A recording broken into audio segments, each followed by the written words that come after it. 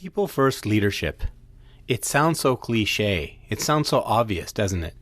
The truth is, it's one thing to say you're a people first leader, but it's quite another to put that into action, to know what to do about it.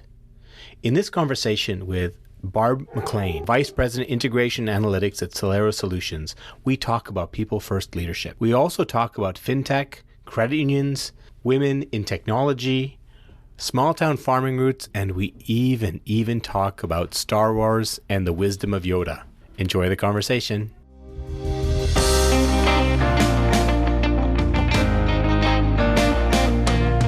Welcome to the Navigating Disruption podcast. I'm your host, Shaquille Barmel. I'm the CEO of Ocean Blue Strategic and partner with the Summit Group.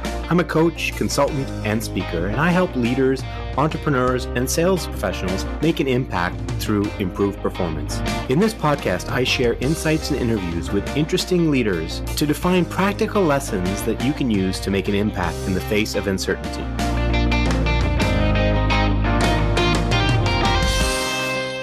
We are proud to be brought to you by the Summit Group.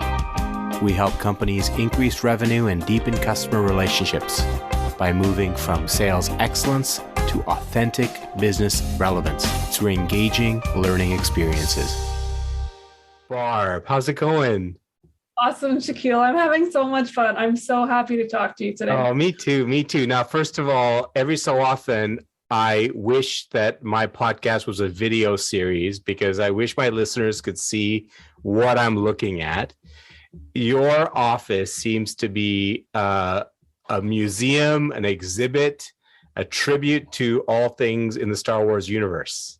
I would say that's totally true. Some of it is my original Kenner collection of action figures from 40 odd years ago. Wow.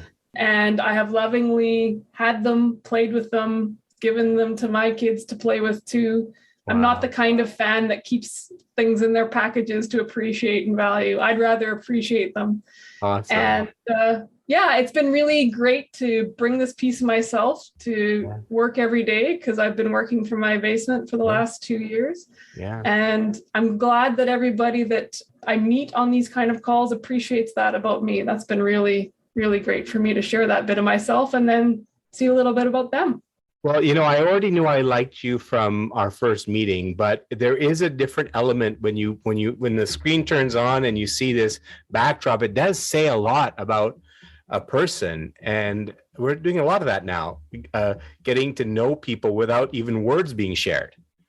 It's true. I did have a colleague say he appreciated that I didn't turn my blur on, being potentially worried that this is not professional enough or anything else. He said that really makes sure that it's authentically you. Yeah. And that actually has been in my mind a lot on why I choose to continue to show it to everybody. It is a part of me. Yeah, no. And so this is begging the question, a life lesson that you've taken from a Star Wars character. Go. At Yoda, because as you said, it's not a video podcast, but the poster with all of his quotes is literally beside me. But without having to read it, it's you must unlearn what you have learned. Because I do believe that we always need to seek to know more and understand more if it's about a topic or about a person. I think, I get so much joy about learning and understanding more and always seeking to know more and seek more knowledge. So that one really resonates with me. Oh, you must unlearn what you have learned. I'm a Star Wars fan, but I have to say I'm embarrassed that I don't remember Yoda saying that, but it would have been another reason for me to love this creature, because I so believe that so much of us moving forward in life and responding to the situations in front of us are not about learning new things, although that is important.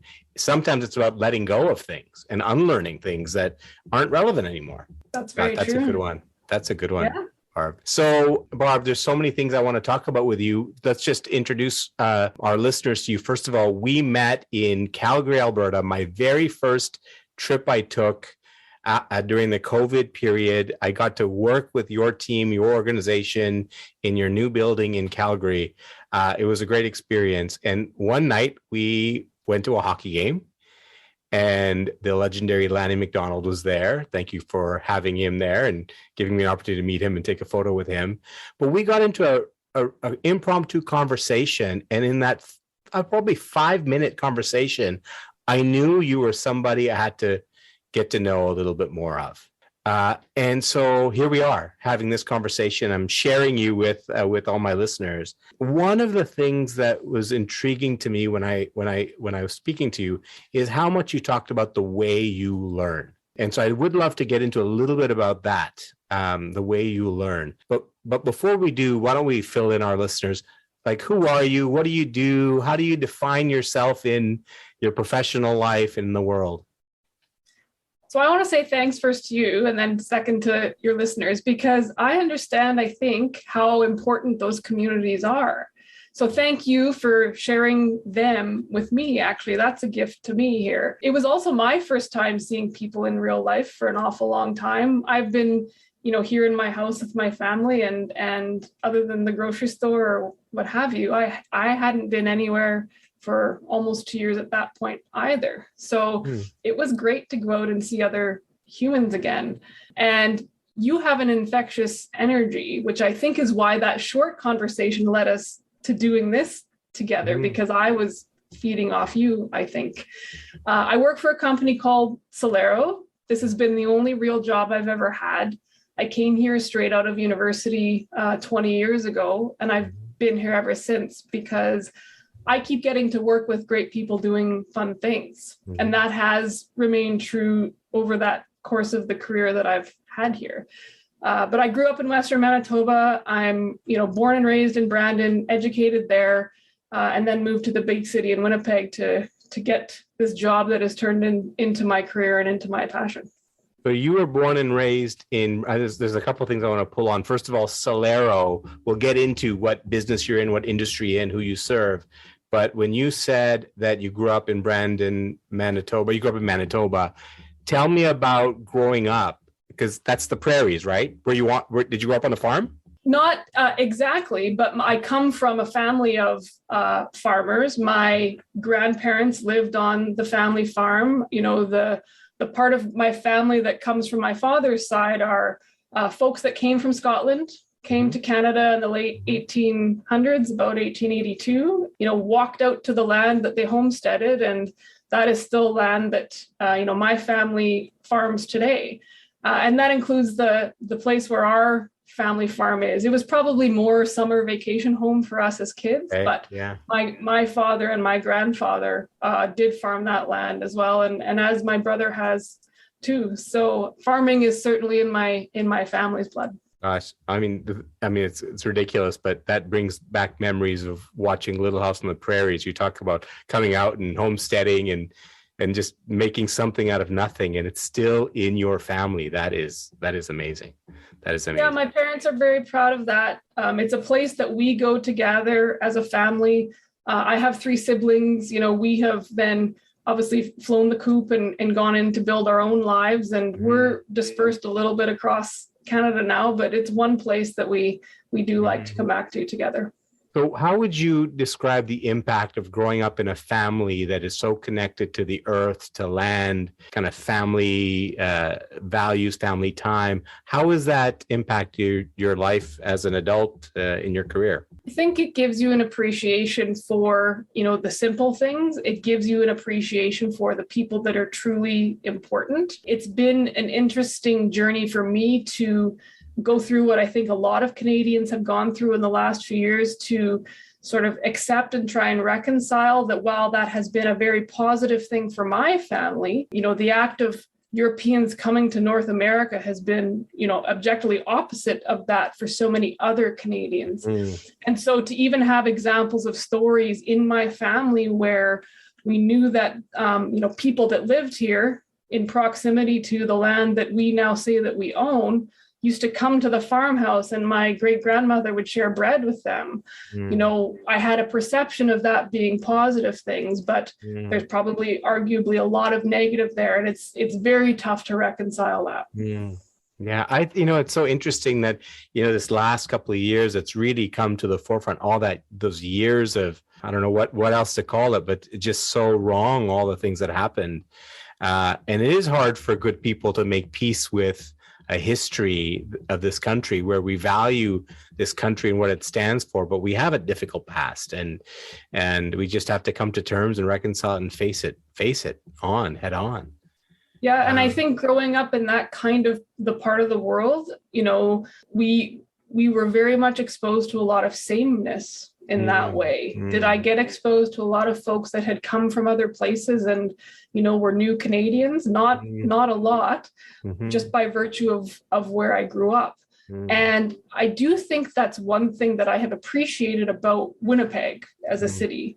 There are so many folks that have chosen to live there and have come from other places. And the strength of those communities, to me, are one of the best things about Winnipeg. There's such a variety of backgrounds, and there's such a pride about that. Folklorama is one thing that I think we have all missed in this time of people not being able to get together in person, because it celebrates those things that are different and then interesting about all of us. Yeah, wow. That's incredible. So let's go back to Celero. You said you've worked there. I actually didn't realize when we first started working together, but I did just look at your LinkedIn profile, and you've been there for 20 years. So yeah, right out of school, and you've had, looks like at least a dozen different jobs in that time. So first of all, tell us what Celero is, what it does, who it serves. So Celero is a technology company that serves primarily credit unions in Canada. We center completely around the financial services and technology verticals and where they come together. And we are born from the credit union system. So much of that culture of cooperatives helping cooperatives and people helping people in their communities, that very much informs who Celero is. And our services center around banking, payments, and integration services, and how we continue to do those things on behalf of credit unions, because it's what we do well, and it's why they actually made us as an organization. They decided to bring these teams of experts that were spread across the prairies and the technologies and capabilities they had, and brought them together under a single umbrella. As you can imagine, much of that was designed to help bring economies of scale to the credit union system in the prairies at the time. And as we've evolved over the years, we have found that capability has been bringing value to credit unions outside of our traditional prairie market. We proudly do business across the country today. And so a technology company that serves financial institutions, and very specifically within the financial institution space, specifically credit unions. I've had an opportunity to work with credit unions in the past, but I would say that in this day and age, particularly a lot of young people don't understand the differences. And I mean, in the past, it was basically banks or credit unions. Now we know there's a lot more diversity in the financial services industry now. But let's start with, what is the difference between a bank and a credit union? A credit union would be a cooperatively owned financial institution where the account holders are actually the owners. And so you join as a member of that credit union, you have the opportunity to participate in the governance and the decision-making of that credit union. And you then also have the ability to, reap the benefits directly. So while it's probably a true statement to say that many Canadians who are investors own shares of many of our larger banks, you are directly making the choice to, be participating in that profit of the credit union when you join them as a member. It drives different behavior in those organizations. There's certainly much more of a focus on serving the local communities. Many of the credit unions are still completely focused on the town where their branch is and where they got their start. Certainly a lot of growth has happened out of those trajectories of the basements that they started in, and we have many large credit unions as financial institutions in Canada today. So there's a very wide variety as you start to dissect the credit union market in Canada and the kinds of needs that they serve across the country. Wow. So, that takes me back. This is such a core thing, what you talked about, financial services in the community and credit unions and cooperatives. In my previous job, I had a chance to travel to East Africa, and at a very particular day that really impacted me. I was in a rural village in Mozambique, and the organization I worked for was a nonprofit that helped improve economic livelihoods and health and education in these rural villages. And one particular day, our hosts took us to visit the community-based savings group. And when you describe what you're describing about credit unions, I think that's basically what that was. It was a group of, I think, 22, 23 people in the community that came together. They met once a month, sat in a circle. They read out kind of the rules of engagement for the community, a set of values about what they believed and how they conduct themselves. And then each person would go around and they would make their contribution for the month to their savings program. And they would be celebrated with a clap amongst the community for taking those steps to celebrate. And I guess that was a credit union. And they would, from that pool, they would loan money to each other, and the debts would all be cleared at the end of the year, and whatever profit there was, it was distributed. My favorite part of that story, Barb, was that there was children playing in the village all around this circle, right? And every time somebody made a contribution, the treasurer would announce the contribution. And when everybody clapped, the kids would run because they would hear that moment that clap was happening, and they'd clap. And like I saw in that moment that these kids are learning that savings is a good thing because people clap for you when you save. Such a simple lesson. I thought that was a really cool thing, but it sounds like a credit union to me. I can understand why that would, stick out as such a key moment in time for you. And those savings circles, I think, are actually coming back into vogue again, in some ways, especially as we talk about how do you translate that very personal, in-person kind of moment, which is exactly how so many of the credit unions in Canada started, right? It was a group of teachers that decided to get together, and they would be figuring out how they could serve their unique financial needs. And so they all got started in some way, whether it was geography that brought them together, whether it was some sort of other belief system that brought them together. It's a community of like-minded people that are trying to improve their shared, financial lives in that way. And you fast forward to today and where we are, and people have been so removed from that ability to have that in-person interaction, whether it's from their local branch of the credit union.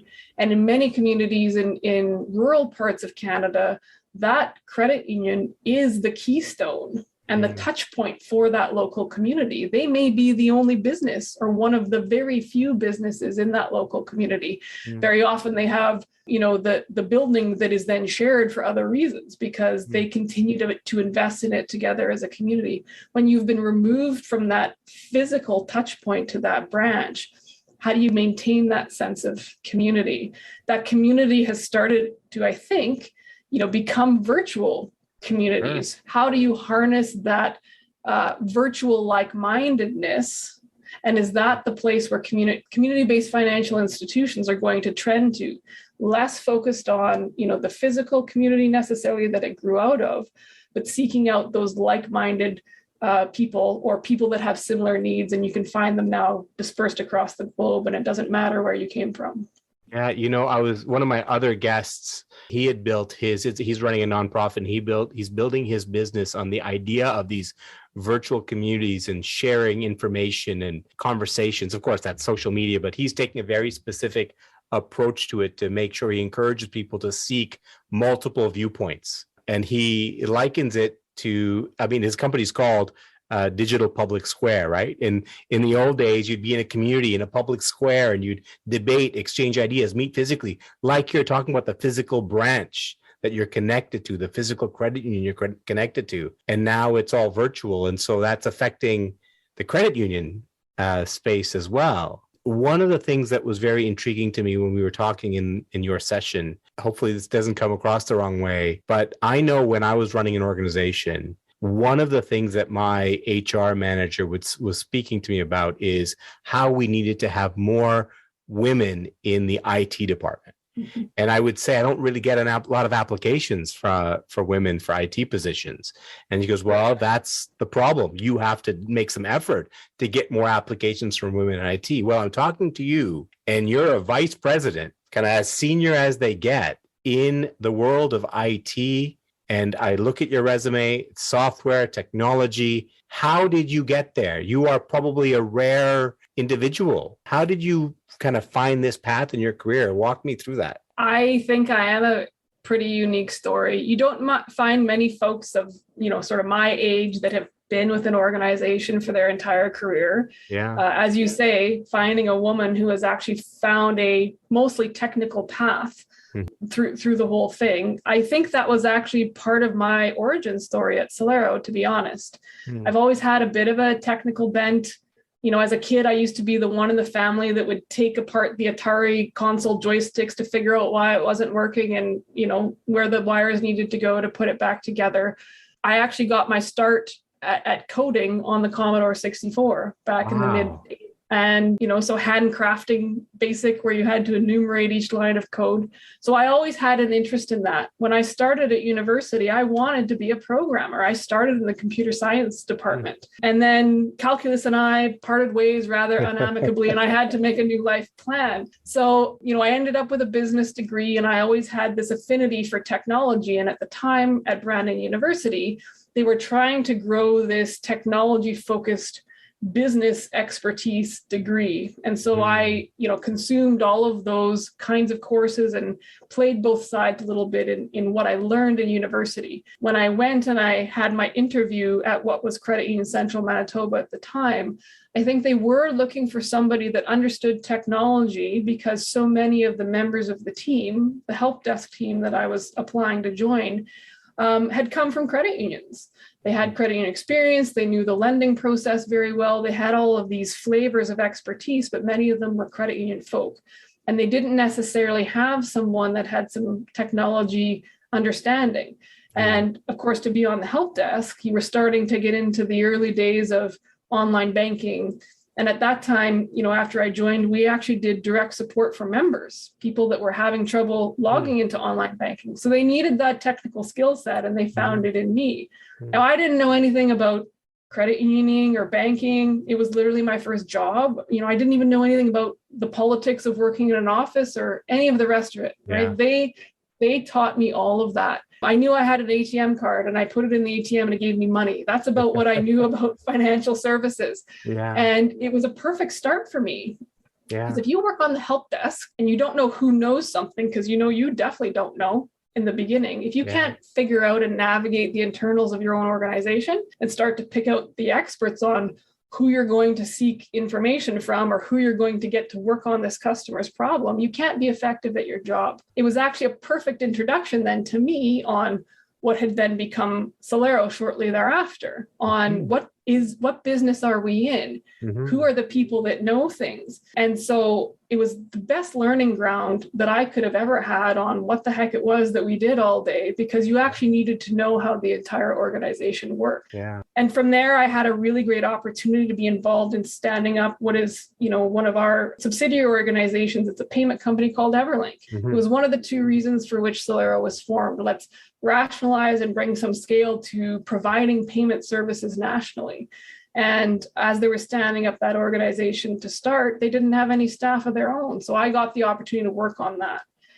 Then the second initiative rolled around for Celero, which was harmonizing and bringing scale to the core banking system itself, the literal, you know, inside that is the system of record for a financial services organization. Also, the most risky project you could ever take on, which is, ripping out the core and replacing it with something else. And I had the opportunity to get involved in that as well. Once that was done, Celero then started to figure out, what do we want to be when we grow up? And this is where we started to take on some of our growth initiatives, seeking out customers in new areas of the country we'd never served before, figuring out what other services we could provide value in providing. And, you know, that's where I really got deep into the technology track, I think, of Celero. And we had this hypothesis: if we could move faster on behalf of credit unions, that would be one of the places they would really find value from us. And so we created this little slightly segregated team to test that experiment. If we, bring in a team of experts and let them sort of choose how they work, let's see what happens. And they immediately proved the hypothesis was true of, if you set people free and put together a small, highly motivated, highly skilled, autonomous team of experts, they will actually blow your mind with what they can do.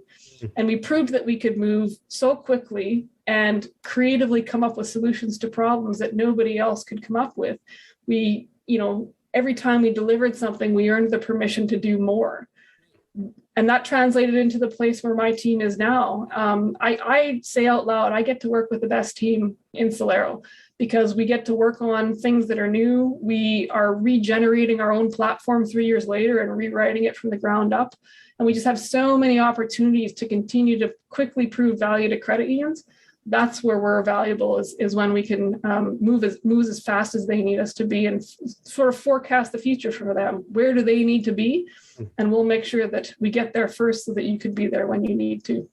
So you described a journey where you went from basically all you knew was how to put an ATM card in a machine and get cash to now it sounds like you're in this creative world where you're helping to actually navigate and create the future for financial technology, for supporting credit unions, for what's called FinTech. That's a lot of learning in that period of time. I talk to a lot of leaders, and one of my areas of interest and exploration is how do we learn? I know it's a big topic, a big area, but if I were to ask you that question, how do you learn? How would you answer that question? How do you go about learning new things? So I think when I started, I hadn't yet learned the lesson that you asked me about when we opened. I don't think I appreciated unlearning what you had learned because, of course, I was straight out of university. Yeah. I probably brought a bit of the hubris with me on, look at my fancy degree that I've just minted here. Of course, I know what I'm doing. It took me a while to figure out that style of continuous learning and deliberately seeking out the abilities to do that is actually important. So that learning actually took me a while. And I'm an information consumer, and I always have been. And it certainly then didn't take me long to figure out how I could consume information either directly related to our industry or from either adjacent or unrelated industries and start to translate it back to things that we could use in our work. And that's been especially important, I would say, over the last 5 or 6 years, as I deliberately sought out to explore what the FinTech industry looks like globally, because a lot of good stories and learnings are happening because people are doing it first. So why not pay attention to what they're doing? Have them help you be smarter. I certainly learned along the way as well, way later than I wish I had. It's one of those things in retrospect, I wish I could go back to my younger self and teach myself sooner. The network of people that you have are one of the most valuable things you can actually invest in for yourself. So whether that's the internal network inside your own organization, whether it's a network of supporters and mentors inside or outside your team, whether it's this idea of sort of loosely tied people that you encounter along the way. I do believe there's a truism in it's not what you know, it's who you know. And you actually never know when those folks are going to be of value. And it's probably your responsibility to nurture those things. This is a very specific learning that social media has taught me. It's about giving, not getting. And in giving, somebody out there is going to find value in what you're giving. It might take you a while in that exploration to figure that out or who that community is. But once you find them, the more you give, you'll get back in spades more than you could ever give to that community. So that is an interesting kind of set of interconnections there. So you talked about building a network. Oftentimes people talk about building a network. It's important to know lots of people and helps you get jobs and, draw on expertise and services. But you're describing the purpose of a network as being a knowledge network. The idea that you can learn from other people and ask questions and bring in other sets of knowledge into your world. But it's so interesting. It's almost for most people a little counterintuitive, but it's actually not, which is you don't build your network to take from other people. You build your network to give to other people. And you end up getting the benefit back almost unintentionally of your network giving back to you. Exactly. And so I've certainly landed with, we call it a tribe of folks that, have a similar way of thinking. And we think about how we can build technology for good. And certainly they taught me so much about what's happening in the industry. They even taught me these fundamental lessons on how you can seek out and contribute to a community. And eventually, you'll be embraced there, and they will start to turn to you as someone who can provide expertise. And so, what better point to have come all this way in this career and have learned so many things and how all this knowledge, but then to have this space to give it back. Mm-hmm. It's so rewarding. Mm-hmm. Wow, that was pretty cool. I think I typically, after my episode, I listen to this conversation again. I'm going to draw some insights. That's one I've got to noodle a little bit more. I think there's definitely something there of significant value. We talk about disruption and shifting industries. You are in the world of FinTech, financial technology. Financial systems and institutions have been changing dramatically year after year after year. What have you learned about living and working in an industry that's constantly changing? What would be something that you've picked up from that experience? I think in many ways it's actually not true. There's an awful lot of money spent to have not gotten very far. Even if you read some of the posts that are coming out in the last week or so, some of the largest banks in the world are talking about the billions of dollars they're investing in technology. Mm-hmm. But is there really a clear outcome they're driving for the customers they serve? I think that's the question that the industry is really struggling to answer. How do we move the needle for the real people that bank with us or that are members our credit union? What real difference has all of this made to them? Have we helped people close the gap so that there is less month left at the end of the money? I think something that has been, really interesting and not in a good way is the strain of not knowing where the money is coming from for so many people that has played out in the last couple of years. Job losses, people, especially women who have had to exit, employment because they had no other way to take care of their kids, who actually didn't have a school to go to. And, there's been, I think, a bit of a snowball effect on just massive change across who's employed for what reasons, people seeking out, being their own boss, being driven into the gig economy and then needing several gig economy jobs just to make ends meet because it doesn't, live up to its promise for the individual contributor there. And just some of the massive disparities on who is capturing value where. And it is never the everyday person is, I think, what I've sort of, caught up to. Yeah. So, there's got to be a better trade-off than short-term profits for shareholders on the backs of everybody that, built that business. And it's the everyday person that built that. So let me kind of unbundle that a little bit because my synapses in my brain are firing. What we're talking about is that large financial institutions, financial systems around the world have been investing billions and billions of dollars in technology, right? We're doing banking in different ways, but a lot of that has been to try to improve a cost structure, improve profitability, reduce transaction costs. But what you're talking about is the real purpose of financial institutions is to provide access and ability for just a regular everyday person to make a living, to make money, to start a business, to access livelihoods, to access funds.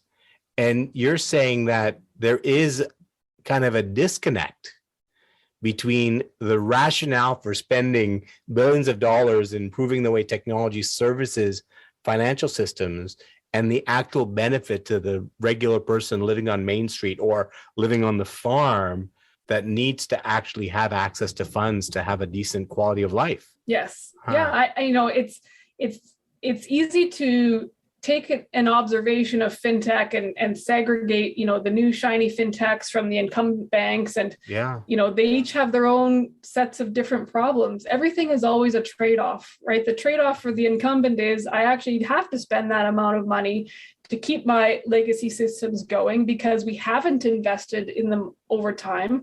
We probably haven't made hard choices on needing to replace something that is past its useful life because those things are extremely risky. Yeah. You don't want to be the guy or the gal that was responsible for that project and having it fail because they typically do. And then, you're out of a job. The people that are usually making those decisions are typically later in their careers. Are they really going to invest in the time to help mitigate the risk, to make the right decision and see it through on the other side? See that play out a lot, I think. And so, if you're the shiny FinTech, you're probably well-funded via VC. And are you really just, sort of trading one person's profit, for the one you're going to consume to put out a shiny app? And a lot of good things happening over there as well. But, does the everyday person actually even know about those services? Sometimes it's very insular in this industry. And I do often wonder, is it just those of us that are on the inside that can't see the forest for the trees, that actually understand there's new capabilities being built, but it's not a zero-sum game? Those organizations have to find the right way to work together, because the lessons that the fintechs that can move fast and create new value for the end customer most easily, because they can move the quickest and have lowered the cost of doing so, they don't have the scale. They don't serve the number of customers that the legacy institutions do. And how do you meet somewhere in the middle where there's a lot of customers that are underserved, lots of new capabilities being built, but we haven't crossed the chasm in the middle to make sure the everyday person can take advantage. Right. Wow. So who's worrying about that? Well, I think the credit unions we work with are worried about that. Yeah. I know we as an organization are worried about that. The tribe of folks that I have found that, make me smarter, I know are worried about that. And it is, for our industry, I think one of those existential problems to solve. Mm-hmm. And it does come back to that purpose. What are you and your team and your organization centering yourselves around? Mm-hmm. Because if you're truly mindful of that purpose and you're always seeking to get the people that you serve there, to me, that's the answer. But it has to be about questioning. Mm-hmm. You can't just do it the way you did it before, because clearly you didn't get there yet. So there's got to be a different way. You have to change how you work. You have to change how you make decisions. To go back to the point you made earlier, maybe you need to change who's making those decisions. Has that actually driven the wrong behavior across these organizations that hasn't yet gotten us there yet? Wow. That's some really something to chew on. I mean, I don't think we can get into that in this conversation, but I had never looked at it that way. Barb, as we kind of bring this conversation to a close, and you think about the years ahead and the responsibility, maybe we talk about what you've just uncovered and unfolded here. When you think of the responsibility ahead for business leaders, whether it's in financial sector or in other sectors, what do you think leaders of the next few years have to think about as their top priorities as they're leading? I think they need to think about people first, the people in your teams, the people in the communities that you serve. And, this has to be the long tail, that we're serving the greater good. The pursuit of short-term profits is clearly not serving us well. And so how do you trade off between the fact that businesses exist to make money, and that is very true, and how do you balance that with also the need to invest and make sure you're doing right by the people that not only you work with every day, that build your products and services, that pick up the phone in the middle of the night when somebody has a problem, and also really move the needle to make it better for the people that consume your services. Well, that sounds pretty good. And that sounds like a kind of world I want to live in when business leaders are thinking that way. Do you think we're moving in that direction? I certainly see people moving in that direction that I know I interact with. Yeah. It's one of those existential human problems, right? Can we actually all agree to agree more often than we agree to disagree? Can we find the things amongst us that are different? And that actually what drives us forward together, because we harness that for the greater good. If we can't find the ways to recognize and harness those strengths across communities and industries, you and I would be having the same conversation certainly years from now. I have no doubt of that. Well, I feel better knowing that there's somebody like you that's thinking this way in a senior leadership position in corporate Canada. I think your team is lucky to have you as a leader. I think your organization is lucky to have you as a leader. And I look forward to many more conversations with you, Barb. Thank you so much for your time. Well, this is such a pleasure. I love to show up and tell the story of my team. So I thank you for the time to do it. All right. Well, take care and have a fantastic evening. You too, Shaquille. So I think that was a stereotype breaking conversation. I was talking to a technology executive that's basically spent her entire career working in technology. And what she talked about was people first leadership. How when making investments in technology and any capital investments, how important it is to think about what is the impact on the person, the individual, whether that be the employees you work with and serve or your customers. How does this investment in technology make a difference in the lives of people and their ability to have a better quality of life? Very refreshing to hear that from a technology professional and a leader in Canadian business. We talked a lot about learning and unlearning, right from the beginning with the quote from Yoda, which I loved. And it just really aligns with what I'm coming across as I'm talking to business leaders. So much of our conversation relates to the changes we've been through in the last few years and this recognition that what got us to where we are today, whether it be as individuals in our career or in society or in organizations, what got us to where we are today isn't necessarily the skill set that is going to get us where we need to go. And this recognition that we have to let go of some things, unlearn some things as we're learning new things, I think is really, really powerful. She also talked about learning networks and how powerful it is to build a network of people with the objective of passing on your knowledge, your insights, the expertise you might have, being generous with those things. And then in return, you get knowledge, you get insights, you get perspective from others. And that's a very valuable way to kind of build ongoing learning as part of your day-to-day, building learning networks of people just for the sake of passing on and receiving expertise. That was a great conversation for me. I hope you enjoyed it. Have a great day. Thank you for listening. If you enjoyed this episode, please rate, review, or share it. I want to say thank you to one of my favorite bands, Late Night Conversations, for sharing their song Chaos with me and letting me use it in this episode. You can learn more about them on Instagram at LNC Connected. And here's more of their song Chaos to take you out.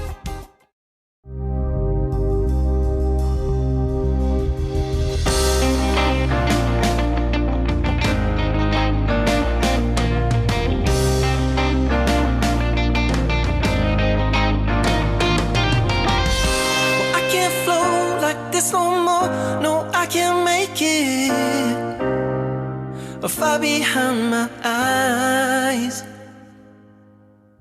mediation, suffocation, it'll break me. Information in disguise. But when your eyes finally found mine, you were there, but I'm defined by the chaos in my mind. I believe what I perceive is a weave tearing at the seams, and I wonder what's behind. And my ears are bleeding, and the reason isn't the logic of the season, taking the pleasing from my soul and leaving me to die. And I feel the lacing, LNC like racing, unstationary animation taking me from the purpose of my life.